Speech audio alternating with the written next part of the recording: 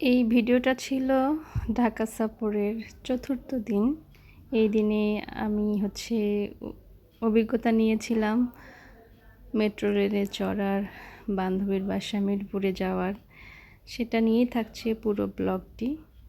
আসসালামু আলাইকুম এভরিওয়ান, আপনারা সবাই কেমন আছেন? খুব সুন্দর একটা সময় ঢাকা সফরের 7 দিন আমি কাটলাম। সেটাই একটা একটা করে আপনাদেরকে ব্লগ দেওয়ার চেষ্টা করতেছি। বান্ধবীর বাসা হচ্ছে মিরপুরে। মিরপুর হচ্ছে 11-তে।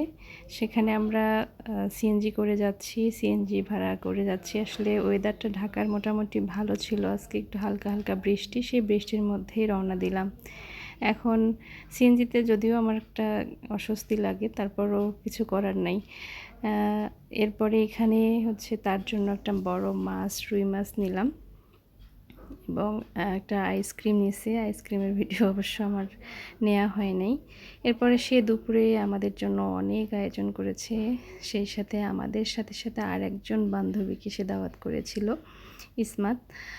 তারাও এসেছে, সে তো তার কাজে হেল্প করতেছে, আর আমি পুরো খাবারের আয়োজনটার একটা ভিডিও করার চেষ্টা করেছি। এখানে আসলে আমি মূলত যে খাবারগুলো পছন্দ করি সেই খাবারগুলো করারই সে চেষ্টা করেছে। গরুর মাংসটা এখনও প্লেটে সাজানো হয় নাই।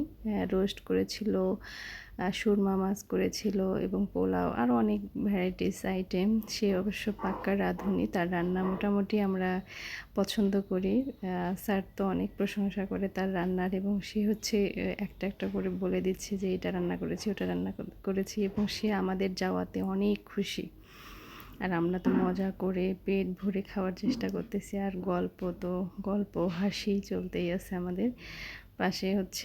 এরপরে ভাইয়া আমাদের সঙ্গে জয়েন করলো সেই খাবারের প্লেটে। এবার আমি তার অ্যাকোয়ারিয়ামের একটু ছবি ভিডিও করলাম। দেখেন কত সুন্দর ক্লিন এবং কত সুন্দর মাছ। সে অবশ্য খুব শৌখিন, তার বাসায় কবুতর আছে, অ্যাকোয়ারিয়ামে মাছ আছে এবং অনেক কিছু পোষে, এবং সে বাগান বিলাসও করছে। আমারও সব ভিডিও করা হয়নি। খাওয়া শেষে দই খেলাম, আর দই খেতে খেতে নানান গল্প। আসলে অনেক দিন পর দেখা হলে যা হয়, 3 বছর পর আমাদের দেখা।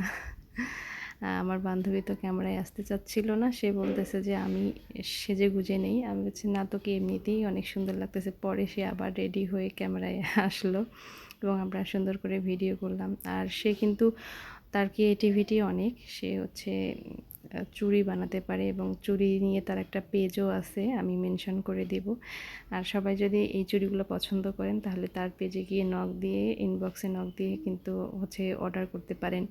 এরপর এখানে সে আমাদের জন্য বানিয়েছে স্পেশাল পুডিং। যদিও বলতেছে যে আজকের পুডিংটা বেশ ভালো হয় নাই, মানে তারপরও আমাদের কিন্তু খেতে অনেক মজা লেগেছে। তারপর খাওয়া দাওয়া শেষ করে বিকেলবেলা আবার বসেছি সবাই টিভি দেখতে। আর এখানে এসে ফল টল চাটা অনেক কিছু দিয়েছে, আবার খেতে দিয়েছে। আসলে খেতে খেতে অবস্থা খুবই খারাপ। খেতে খেতে গল্পও যেমন টিভি দেখা যেমন খুব সুন্দর কিন্তু সময় কাটছে, ভালো লাগতেছে। আর ভাইয়া কিন্তু প্রচুর টিভি দেখে, যেটা মনে হইলো আর কি ওর বাসায় গিয়ে আমার। আর গল্পটাও কিন্তু আমরা বেশ জমজমাট। সেখানে চা নাস্তা করে সিদ্ধান্ত হইলো যে আমি যেহেতু মেট্রো রেলের উঠি নাই, তাই একটু সেটার অভিজ্ঞতাও আমি নেই। এই যথারীতি সিদ্ধান্ত, যথারীতি রেডি হয়ে বের হওয়া। যে অবস্থায় ছিলাম ওই অবস্থায় সবাই বের হলাম। আর এখানে এসে আমার পুরা স্টেশনটাকে দেখে মনে হয়েছিল যে পুরা বিদেশে আছি। খুব ভালো একটা ফিল হয়েছে, এবং এটা না উঠলে মনে হয় মিস করতাম অনেক কিছুই।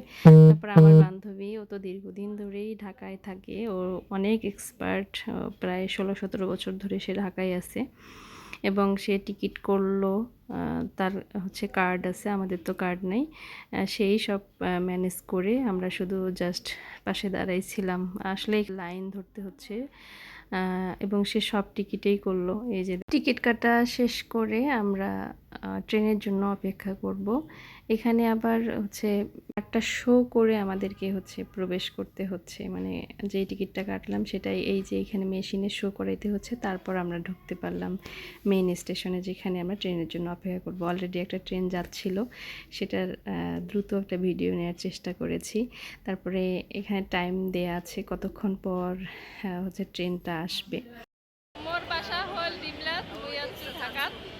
এখন বই হচ্ছে আসলে হারা মেট্রো রেলে তেলা চলবো চলিয়ে হারা উত্তরা উত্তর যাবো উত্তরা উত্তর যাবো কি আসবো আমার বাড়ি তোর বাড়ি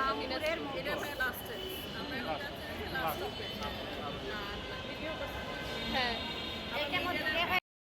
এইখানে আমরা অনেক মজা করে একটু আঞ্চলিক ভাষায় কথা বলার চেষ্টা করলাম। আমার বান্ধবীর বাসা কিন্তু দিনাজপুর খোলাহাটি। এই যে ট্রেন আসছে, আমরা যে ট্রেনে উঠব। আসলে যেটা দেখলাম যে ট্রেনের অনেক চাহিদা, মানুষ হচ্ছে সিটের জন্য হুড়মুড় করে উঠতেছে ট্রেনে। আর আমরা তো নতুন মানুষ, যদিও আমার বান্ধবী এগুলো বিষয়ে খুব এক্সপার্ট। এই যে তাড়াহুড়া করে এত মানুষ গিজ গিজ করতেছিল, সবাই আসলে যে যার মতো ছুটতেছে এখানে ট্রেনে। অবশেষে আমি কিন্তু সিট পাইনি, আমরা হচ্ছে দাঁড়ায়ে যাচ্ছি, কিন্তু পরবর্তীতে আমরা বুঝতে পেরেছি একজন আমাদেরকে সিট করে দিয়েছে। পাশের এক ভাইয়া বলতেছে যে আপনারা দাঁড়ায় আছেন, বসেন। বেশ ভালো লাগলো, খুব সুন্দর একটা অভিজ্ঞতা হলো। আর মেট্রো রেলটা কিন্তু এসি, পুরোটাই এসি, এই জন্য জার্নিটা আরও স্মুথ হয়েছে, বেশ ভালো লেগেছে। আর যে যার মতো করে সবাই হচ্ছে ছুটতেছে, ভীষণ ভালো অভিজ্ঞতা হইল। মানে আমার তো বেশ ভালো লেগেছে, মনে হচ্ছে পুরো বিদেশ বিদেশ একটা ফিল। স্যারও খুব এনজয় করেছে, মজার একটা জার্নি হইল। এই যে দেখেন মানুষের চলাফেরা। যেহেতু রাতের কারণে হচ্ছে বাইরের দৃশ্যটা নিতে পারি নাই, শুধু ভিতরের দৃশ্যটাই নেওয়ার চেষ্টা করেছি। অবশেষে আমরা আমাদের স্টেশনে নামলাম, আবারও সেই একই প্রসেসে কার্ড শো করে বের হতে হয়েছে, এক্সিট নিতে হয়েছে। এভাবেই খুব সুন্দর একটা জার্নি হলো। এটা আমরা আসলাম দিয়াবাড়িতে, সেখান থেকে আমরা ব্যাক করলাম প্রায় রাত 12:30 একটার দিকে। বেশ মজার একটা জার্নি ছিল, বেশ ভালো লেগেছে। আপনারাও যদি অভিজ্ঞতা নিয়েন খুব ভালো লাগবে। এরপরে আমি হচ্ছে যেহেতু চলন্ত সিঁড়িতে উঠতে পারি নাই, তাই আমরা হচ্ছে লিফটে উঠলাম।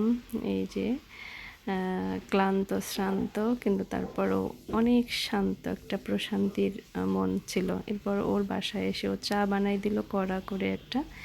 এরপর রাতের ঘুম। ওর বাসার রুম থেকে অবশ্য বাইরের দৃশ্যর আকাশ সহ দেখা যায়, সেটাও একটু ক্যাপচার করেছি। ধন্যবাদ সবাইকে, ভালো থাকবেন সবাই, আল্লাহ হাফেজ।